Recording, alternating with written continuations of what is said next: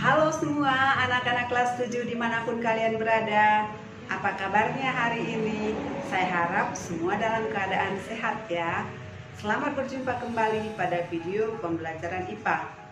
Pada video pembelajaran kali ini kita akan melanjutkan pelajaran kita di video sebelumnya dengan pokok bahasan, klasifikasi materi dan perubahannya.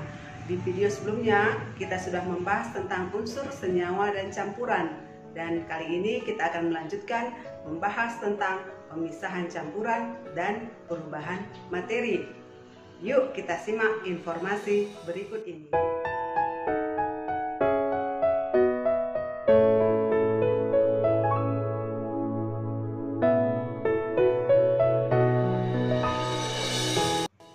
Seperti yang kita ketahui bahwa campuran terdiri dari dua zat atau lebih.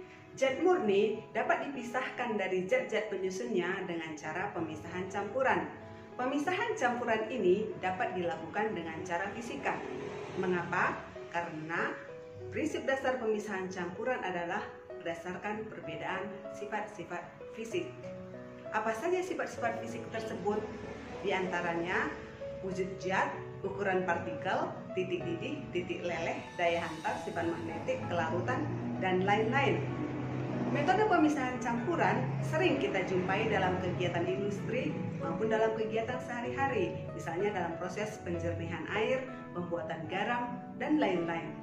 Ada beberapa macam metode pemisahan campuran, di antaranya penyaringan atau filtrasi, sentrifugasi, sublimasi, kromatografi, destilasi atau penyulingan. Salah satu metode pemisahan yang paling sederhana adalah metode filtrasi atau penyaringan. Penyaringan adalah metode pemisahan campuran yang digunakan untuk memisahkan cairan dan padatan yang tidak larut berdasarkan pada perbedaan ukuran partikel zat-zat yang bercampur. Misalnya pada penyaringan kopi. Pemisahan campuran dengan sentrifugasi sering dilakukan sebagai pengganti filtrasi jika partikel padatan yang terdapat dalam campuran memiliki ukuran sangat halus dan jumlah campurannya lebih sedikit. Metode sentrifugasi digunakan secara luas untuk memisahkan sel-sel darah merah dan sel-sel darah putih dari plasma darah. Dalam hal ini, padatan adalah sel-sel darah merah dan sel-sel darah putih yang akan menggumpal di dasar tabung reaksi. Sedangkan plasma darah berupa cairan yang berada di bagian atas. Jadi, sentrifugasi menggunakan prinsip sedimentasi. Pemisahan campuran dengan cara destilasi atau penyulingan banyak digunakan dalam kehidupan sehari-hari maupun dalam kegiatan industri. Pemisahan campuran dengan cara penyulingan digunakan untuk memisahkan suatu zat cair dari campurannya.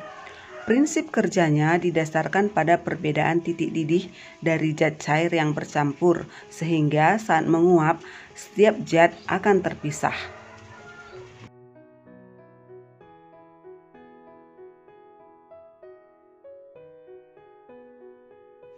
Metode pemisahan dengan cara kromatografi digunakan secara luas dalam berbagai kegiatan, di antaranya untuk memisahkan berbagai zat warna dan tes urin untuk seseorang yang dicurigai menggunakan obat terlarang atau seorang atlet yang dicurigai menggunakan doping. Pemisahan campuran dengan cara kromatografi pada umumnya digunakan untuk mengidentifikasi suatu zat yang berada dalam suatu campuran.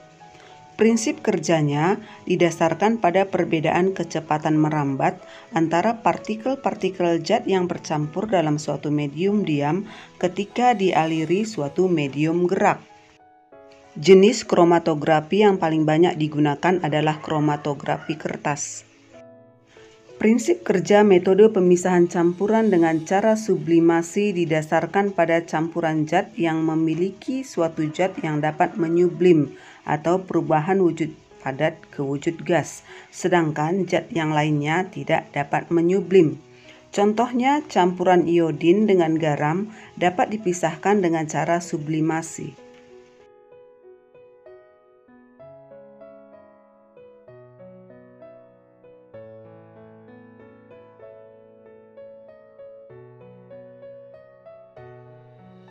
Benda-benda di sekitar kita sering sekali mengalami perubahan, baik perubahan yang sifatnya dapat langsung diamati maupun perubahan yang membutuhkan waktu lama dalam pengamatannya.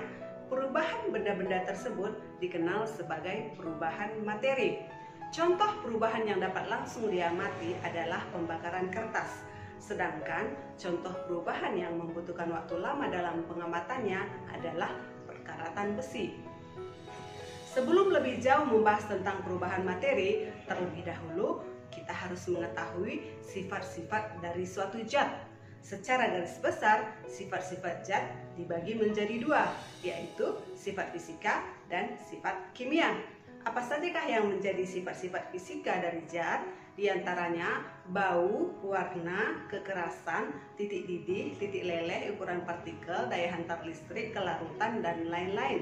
Sedangkan sifat kimia adalah berdasarkan mudah atau sukarnya zat tersebut bereaksi secara kimia.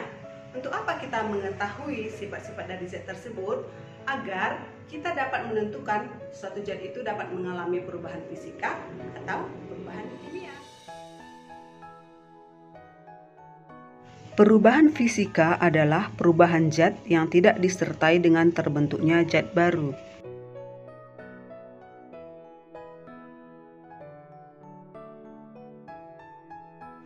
Komposisi materi tersebut juga tidak akan berubah, misalnya es yang mencair.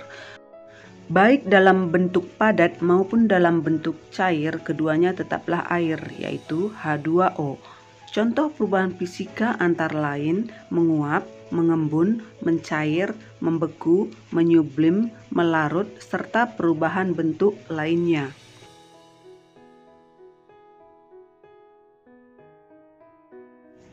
Perubahan zat yang dapat menghasilkan atau membentuk zat baru dengan sifat kimia yang berbeda dengan zat asalnya disebut perubahan kimia.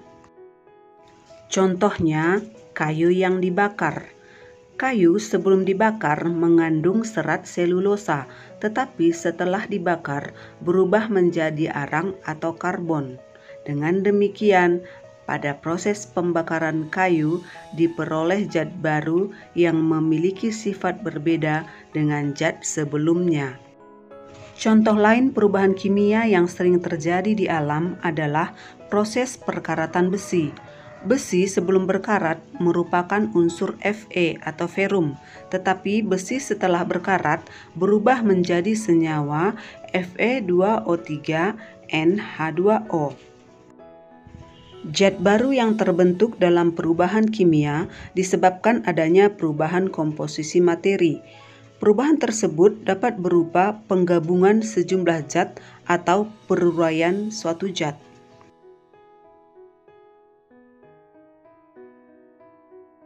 Berlangsungnya perubahan kimia dapat diketahui dengan ciri-ciri sebagai berikut. 1. Terbentuknya zat baru.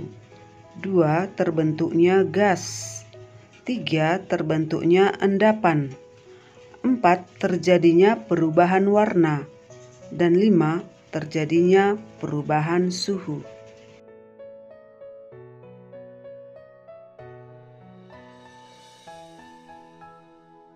Reaksi kimia bersifat unik.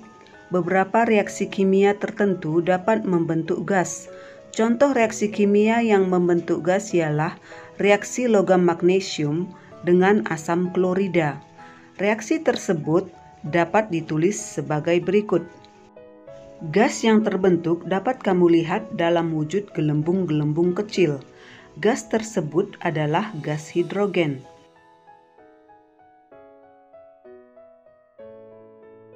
Contoh reaksi pembentukan gas yang lain adalah reaksi elektrolisis air H2O menjadi gas hidrogen dan oksigen.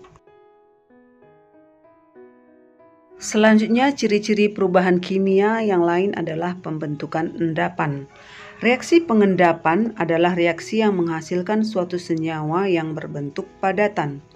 Padatan tersebut tidak larut atau tidak bercampur secara homogen dengan cairan di sekitarnya, sehingga disebut endapan.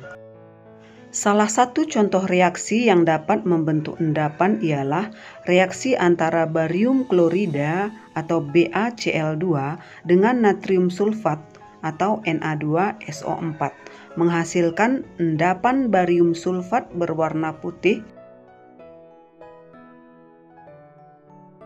Contoh reaksi pembentukan endapan yang lain adalah reaksi antara timbal nitrat dengan natrium iodida akan menghasilkan endapan timbal iodida yang berwarna kuning.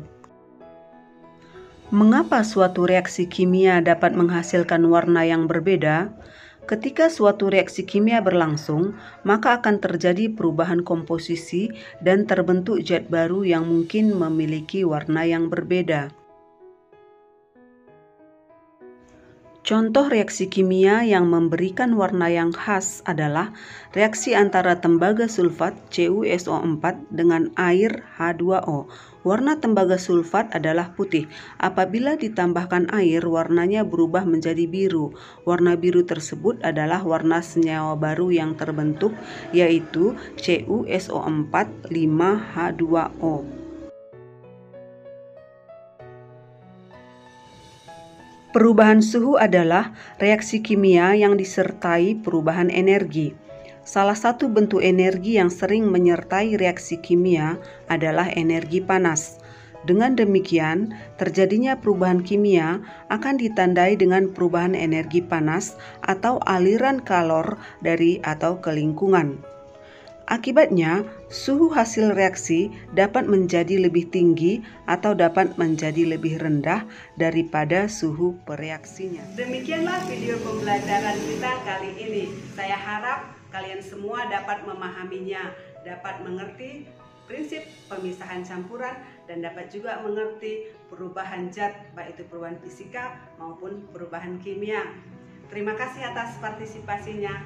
Tetap semangat, tetap belajar. Sampai jumpa.